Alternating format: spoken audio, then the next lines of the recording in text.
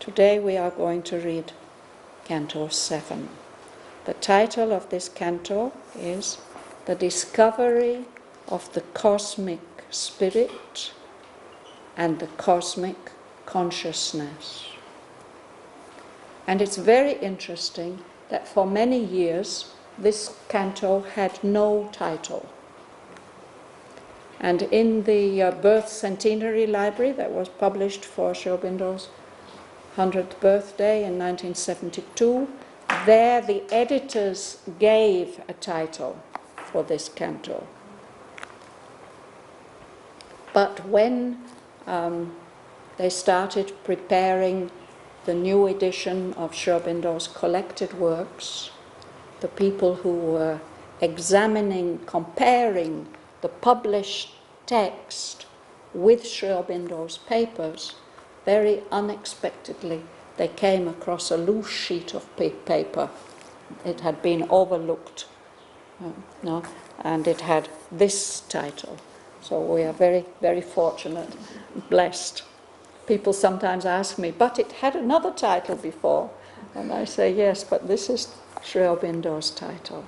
This is the title that he gave. Book 7, the Book of Yoga. Canto 7. The Discovery of the Cosmic Spirit and the Cosmic Consciousness.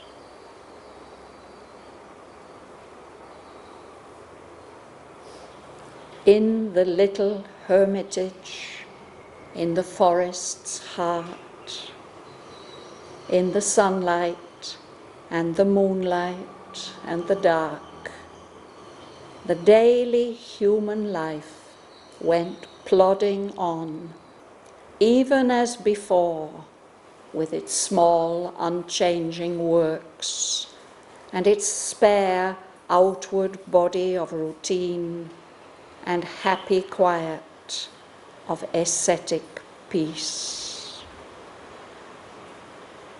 The old beauty smiled of the terrestrial scene. She too was her old gracious self to men.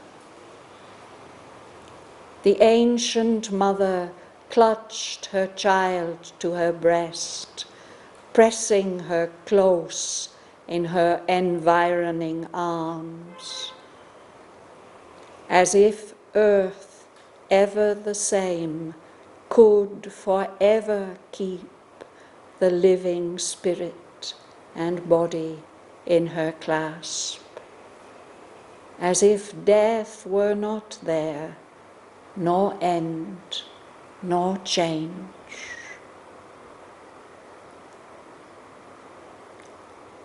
Accustomed only to read outward signs, none saw aught new in her, none divined her state. They saw a person where was only God's vast, a still being or a mighty nothingness. To all she was the same perfect Savitri, a greatness and a sweetness and a light poured out from her upon her little world. Life showed to all the same familiar face. Her acts followed the old unaltered round. She spoke the words that she was wont to speak, and did the things that she had always done. Her eyes looked out on earth's unchanging face. Around her soul's muteness, all moved as of old. A vacant consciousness watched from within, empty of all but bare reality.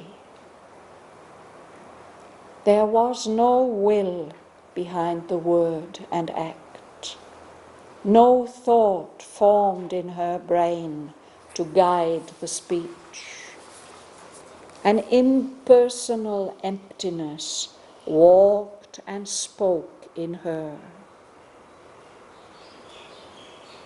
Something perhaps unfelt, unseen, unknown, guarded the body for its future work, or nature moved in her old stream of force.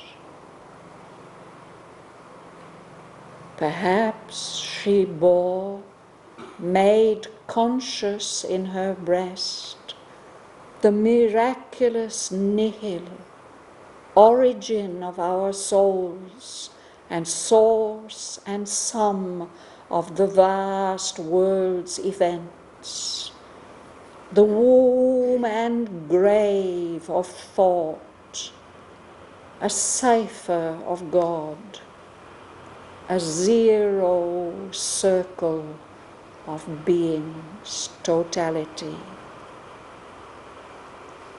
It used her speech and acted in her acts. It was beauty in her limbs, life in her breath. The original mystery wore her human face.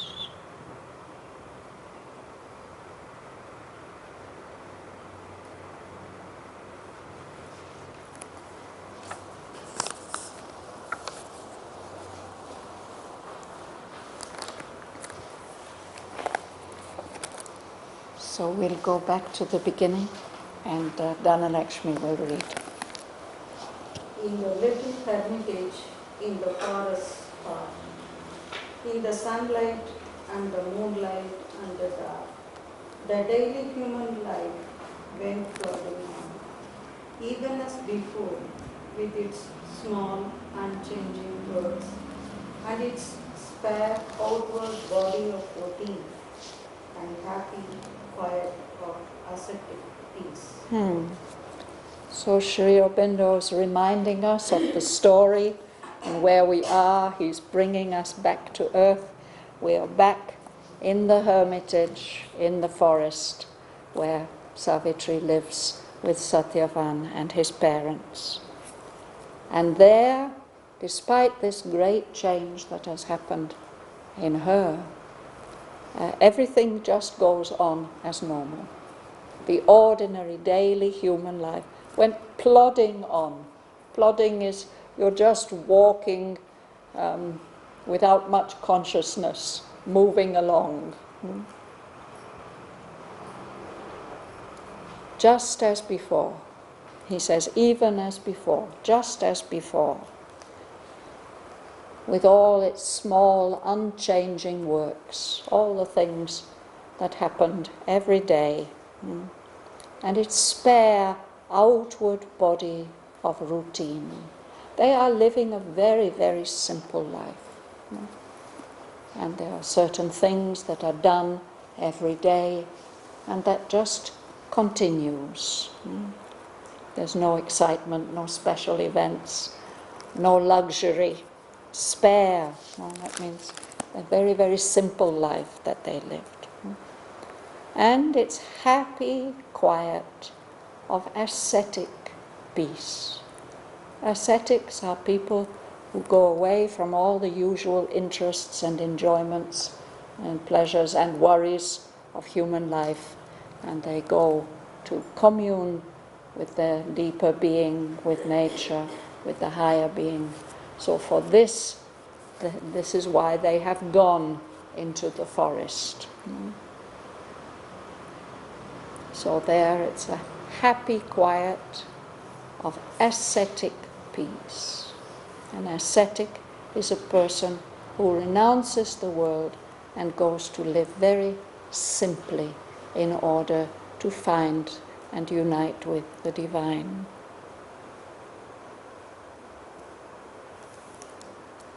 The old beauty smile of the terrestrial scene. She too was an old, gracious self-woman. Yes.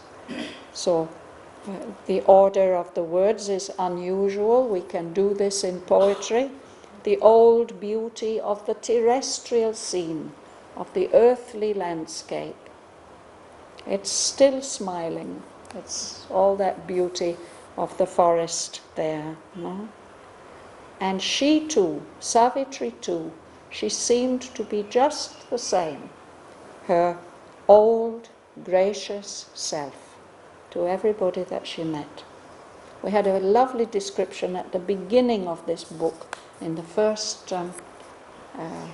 canto of book 7, of how she served everybody. She completely forgot about being a princess, so she swept the house, she brought the water, she helped her mother-in-law, she looked after things, heaped the fire of altar and kitchen. Yes, that was her job. She's looking after the house there. And for one whole year, she didn't leave it. No? She just stayed in that little hermitage area. She didn't go exploring in the forest with Shraddhavan. She did all this with so much grace and love and generosity. Bebel. Seeing her mother clutched her child to her breast, pressing her close in her environing arms, as if earth ever the same could forever keep the living spirit and body in her clasp, as if death were not there, nor end, nor change. So the ancient mother, our ancient mother Earth, no?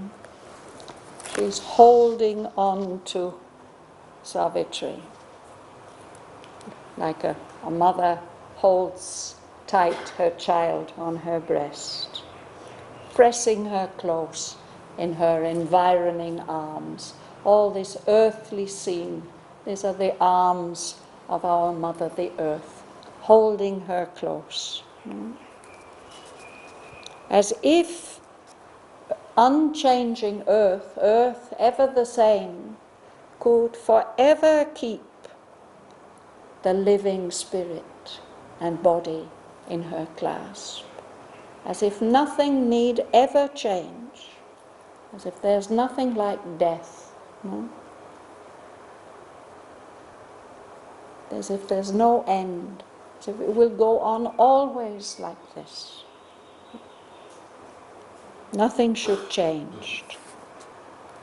The earth is holding her precious child. Canto.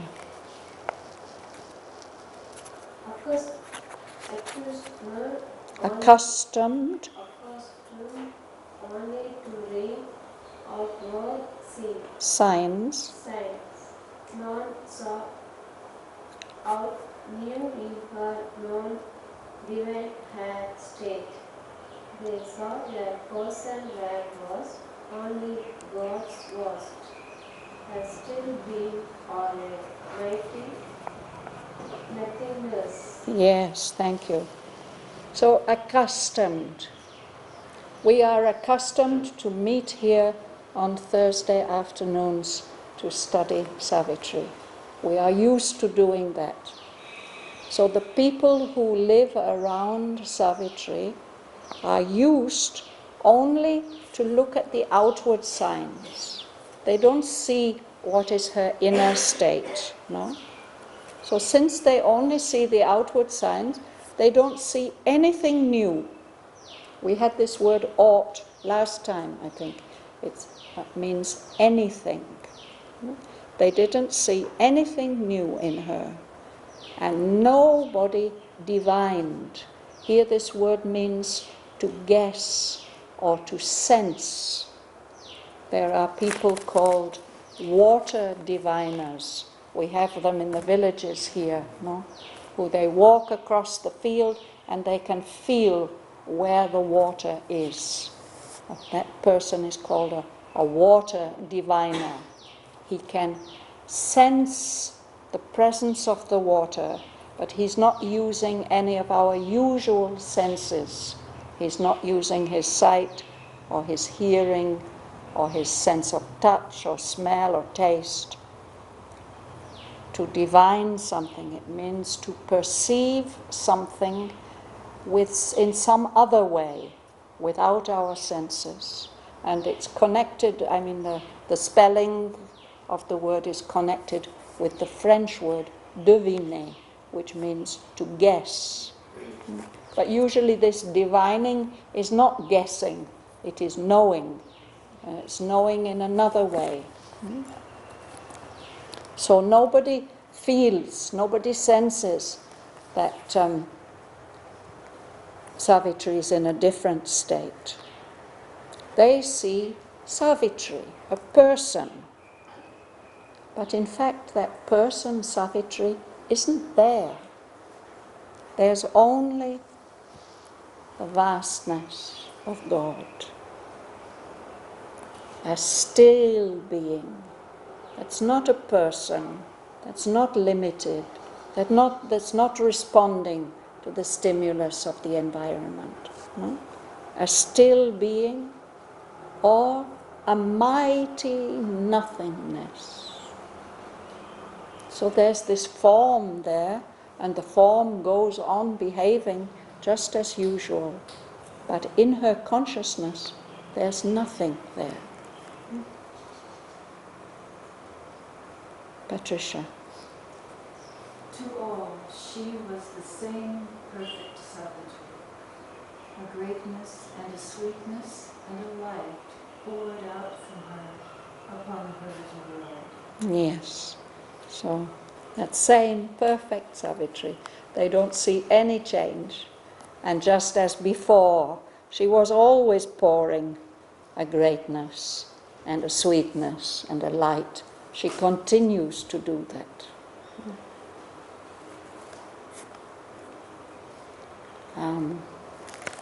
Venkat. Light shone to all the same familiar face. Her acts followed the old unaltered round. She spoke the words that she was wont to speak and did the things that she had always done. Yes. So there she is, a living body. It shows the same familiar face. There's nothing has changed in her appearance. All the things that she did before, she continues to do in the same way.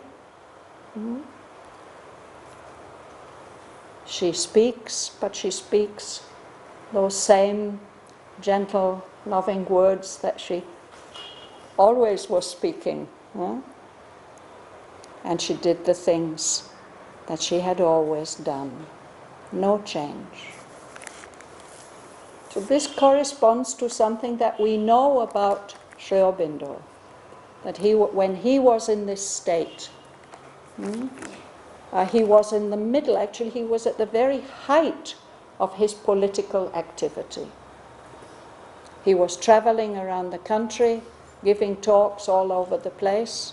He was in charge of 2 English newspapers and 1 Bengali one. When this state first came on him in Baroda, he knew that he had to go to, I think it was Pune, to give a talk there. And he asked Lele, the guru, the yogi who had helped him, he said, "What shall I do?" And Lele said, "Don't worry. You go and stand in front of the people and you salute them, and then you will speak. Whatever you have to say, you will speak." And that's what he did for about 6 months. It went on like that. And he was doing everything that was needed for editing these journals and so on. But within himself, his state was like the one that Ganga Lakshmi will read for us now, the next sentence. Her eyes look out on earth's unchanging face. Around her soul's witness, all move as of old. The vacant consciousness watch from within, empty of all the bare reality. So the eyes in the body are functioning. She looks out on this unchanging face. Everything in the forest looks just the same as usual. Everything is moving around her just the same as usual. But her soul is completely silent. No? Her soul is drowned in that everlasting peace. No? So there is a consciousness watching, looking out, seeing, experiencing, but it is empty. It's a vacant consciousness that's watching from within, which doesn't respond, which doesn't feel any reality in those things. It's empty of everything except this sense of bare reality, of existence, pure, vast, silent, unknowable. Basuji, would you read? There was no will behind the word and act, no thought formed in her brain to guide the speech.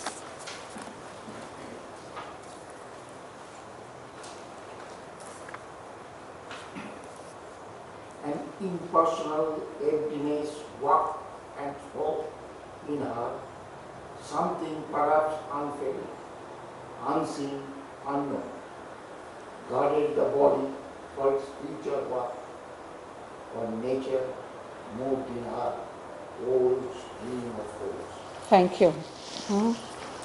So this is her state.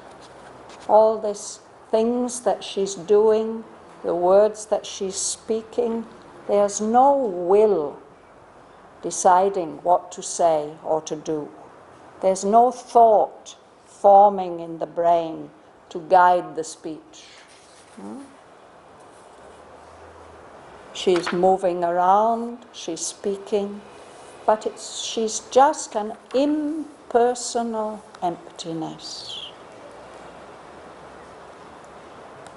So perhaps something unfelt, unseen, unknown is keeping the body alive, looking after it, making it do what it has to do. It's guarding it for its future work. In future it will have to do something. So it is just being maintained like this. No? Or perhaps, and this is something which the old traditions speak of, that when one reaches this state of emptiness, nature, the force of nature, just goes on doing what it has always done. It's like machinery. Nature still moved in its old stream of force, just in the habitual way. And what is this consciousness that she's carrying within her? Ellen?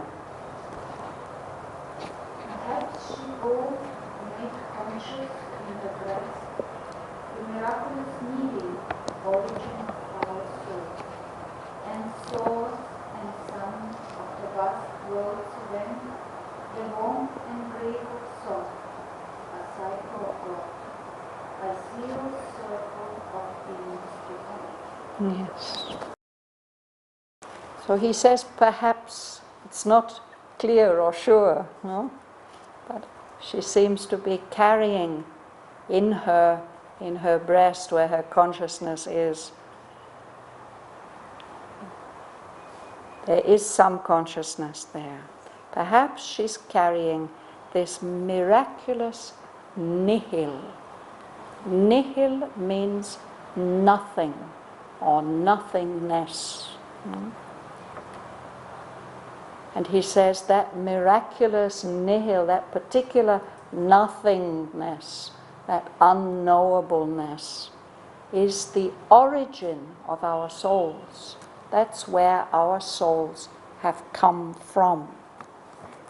And not only our souls, but also everything that happens in this world.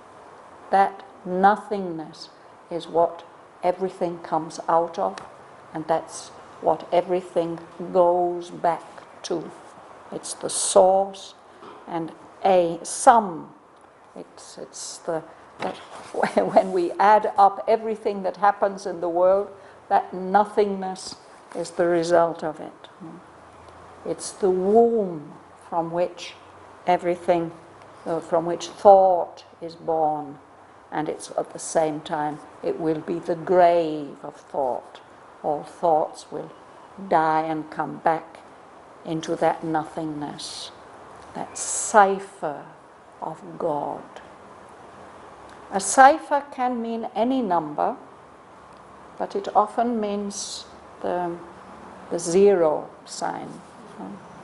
So that's a cipher of God, an empty sign, or a sign of emptiness.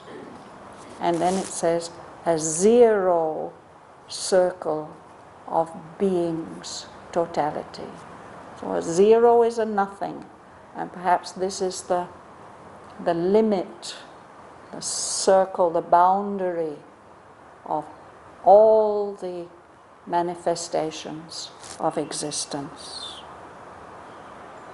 And she seems to be carrying that, made conscious in her breast, that nothingness of everything. But that nothing is the source, the origin of everything. Mrs. Basu, would you read?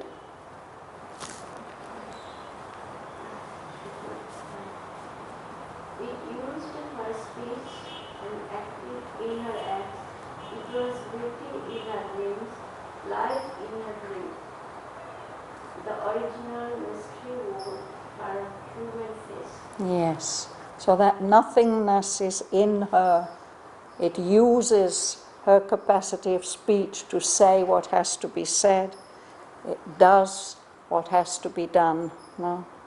And it keeps her beautiful. It manifests as beauty in her limbs. It manifests as life in her breathing in and out. That is the sign of life for us. No? Are they breathing? Yeah. So that original mystery, that mysterious, unknowable something, which is the beginning and end of everything, it is wearing Savitri's human face.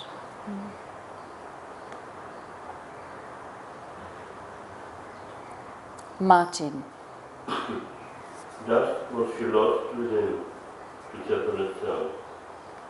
The mortal ego perished in God's night.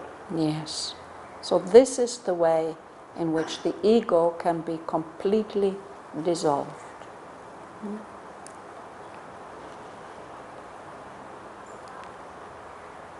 This is the spiritual realization. With the psychic realization, the ego becomes under the control of the soul, becomes purified, it becomes in contact with the soul of everything, but there's still an ego. But in this realization, there's this complete dissolution of all limitations. Her mortal ego perished in God's night, in a kind of darkness. Tatiana, would you continue? Only a body was left, the eagle's shell, of love and spirit and form of the world seemed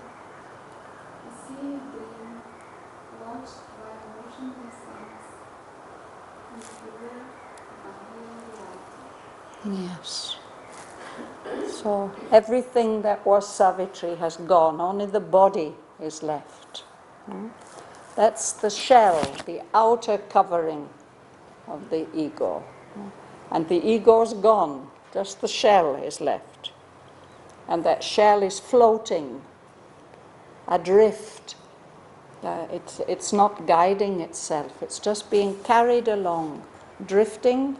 We are carried along by the current in the sea or the river.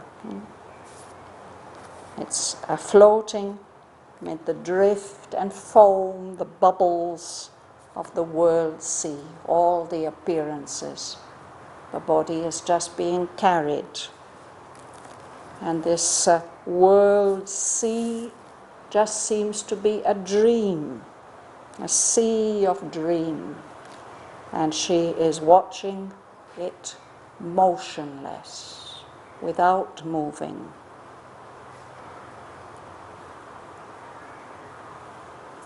Whatever is watching, whoever is watching, is in a figure, a shape, or an image of unreal reality.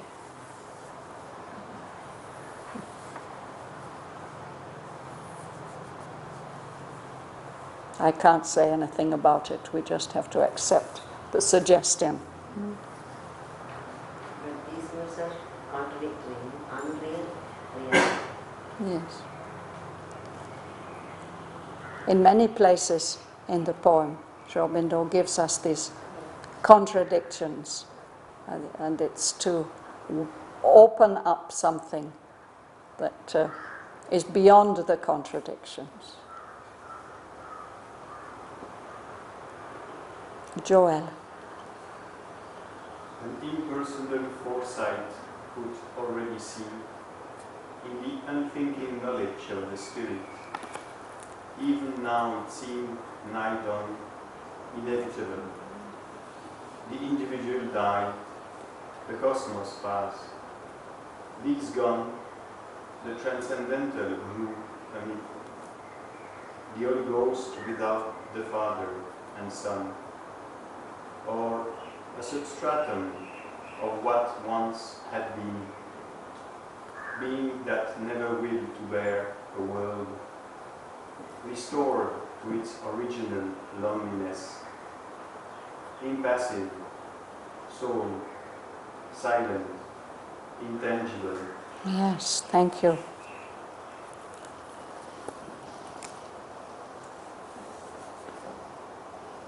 An impersonal foresight. Foresight is when you see what will probably happen. You see in advance that this is what is likely to happen or can possibly happen. So Savitri experiences a kind of foresight. She can see in advance, but in a very impersonal way, from that emptiness, that impersonal emptiness. She can see that the individual will cease to exist, and the universe will cease to exist. The individual die, the cosmos pass. So this is what her foresight predicts, no? And in the unthinking knowledge of the Spirit, the direct knowledge of the Spirit, even now, already, it seems to be almost done, nigh done. Nigh means nearly.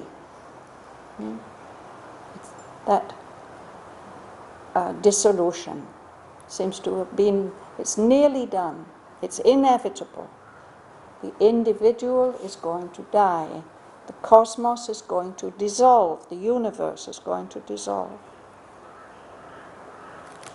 And if these things dissolve, if the individual dies or dissolves, if the universal dissolves, then the transcendental, the third state of the Supreme, also becomes something completely unreal. The transcendental becomes a myth. The transcendental, Sri Aurobindo equates with the Holy Ghost. The Father is the universal Father. The Son is the individual. In that transcendental state. So, what are these? These are symbolic terms. If there's no universe, if there's no individual, what is this mythical, unreal reality of the transcendent? Or perhaps when these things dissolve, there's a substratum left, something underneath that was supporting it. A strata, it's a level in geology. A substratum, it's what's the soil or the foundation that's underneath. So that universe, that individual had been there. Perhaps just the substratum is left. It's just a state of pure existence, being that never willed to bear a world. It never intended to create, manifest and support a universe. And now that has got dissolved, so that state of pure being is restored to its original loneliness. It can go back to that solitary state of pure existence. Impassive, feeling nothing, soul, alone, silent, intangible. It can't be perceived or touched in any way. She feels as if it's almost come to this, that the world has ceased to exist, she has ceased to exist, that reality, whatever it is,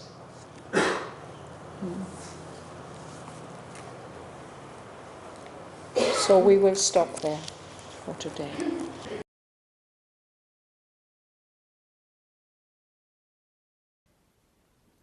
In the little hermitage, in the forest's heart, in the sunlight and the moonlight and the dark, the daily human life went plodding on, even as before, with its small unchanging works and its spare outward body of routine and happy quiet of ascetic peace.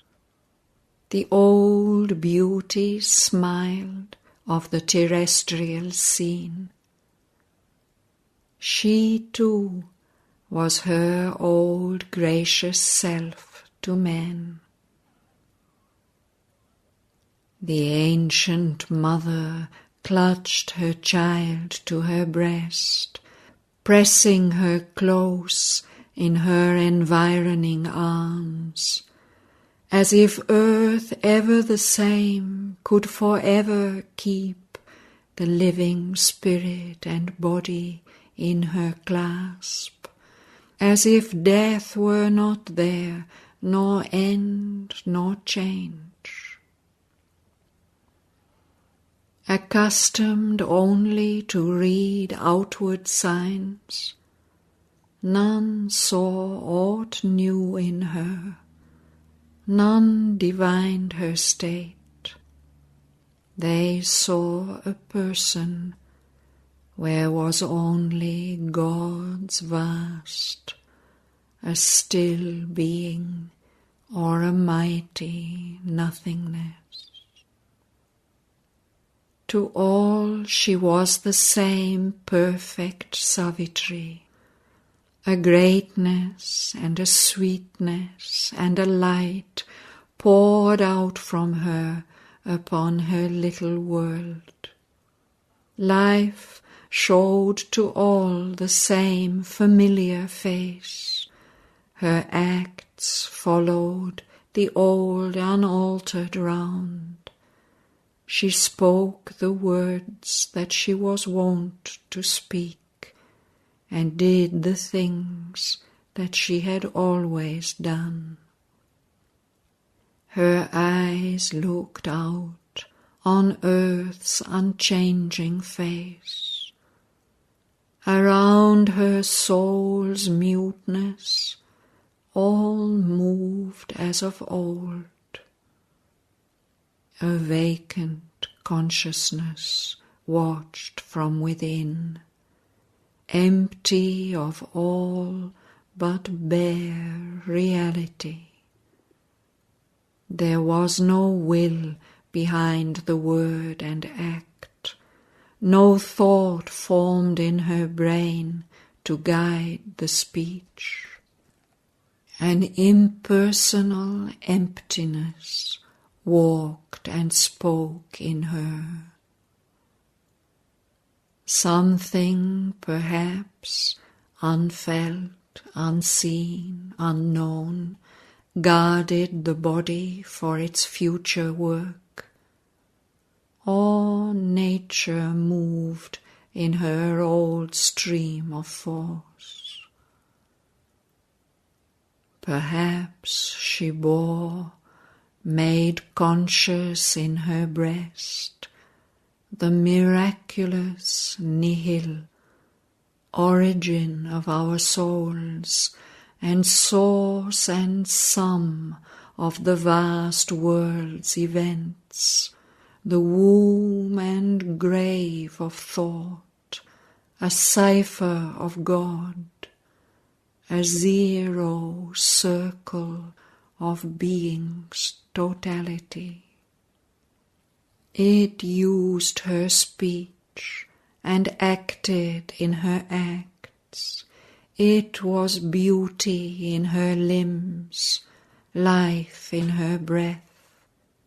The original mystery wore her human face. Thus was she lost within to separate self. Her mortal ego perished in God's night. Only a body was left, the ego's shell, afloat mid drift and foam of the world's sea, a sea of dream watched by a motionless sense in a figure of unreal reality. An impersonal foresight could already see. In the unthinking knowledge of the Spirit, even now it seemed nigh done, inevitable. The individual die, the cosmos pass. These gone, the transcendental grew a myth, the Holy Ghost without the Father and Son, or a substratum of what once had been, being that never willed to bear a world, restored to its original loneliness, impassive, soul, silent, intangible.